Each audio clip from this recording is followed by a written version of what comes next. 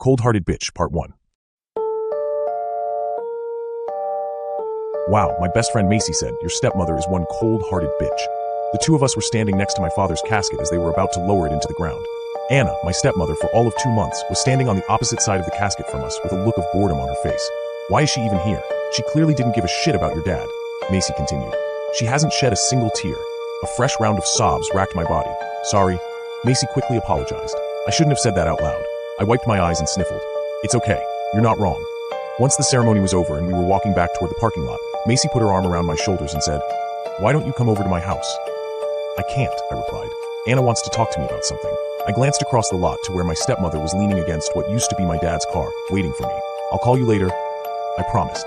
"You better," Macy said before leaving to catch up to her parents. Find out what happens next in part 2. Anna and I didn't say a word to each other until we got home. "Would you do me a favor?" Anna asked as we walked through the door. I turned to face her and didn't say a word.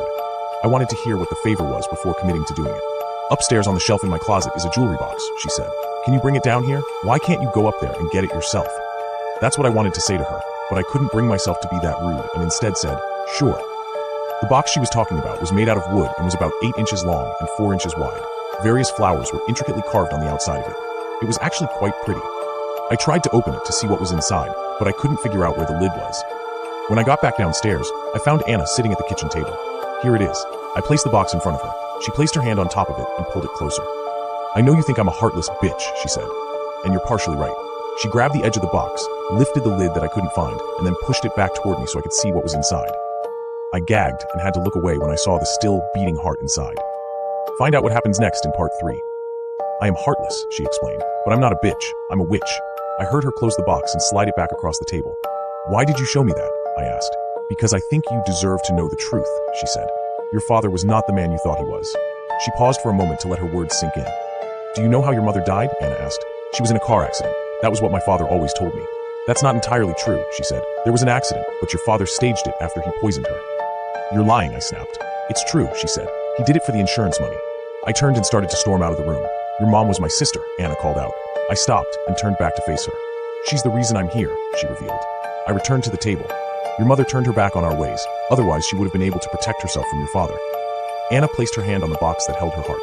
"Your father tried to do the same to me, but this protected me." She patted the box. "As long as my heart beats in here, no harm can befall me." Find out what happens next in part 4. "Did you kill him?" I asked. "I did," she admitted, "a lot sooner than I'd intended. I was planning on making him suffer for what he did to your mother and my sister, but then I found this." She reached into her purse and pulled out a document, which she handed to me. "Your father took out a life insurance policy on you," she continued. "Trying to kill me was proving to be too difficult for him, so he decided to go after you instead. So I killed him before he could kill you." I opened the document and looked at it. Apparently, my life was only worth $100,000. "You now have 2 choices," Anna announced. "I can leave you here with the insurance money I'll be getting from your father's death to live your life as you please, or you can come with me and learn how to do things like this." She tapped the wooden box. Find out what happens next in part 5.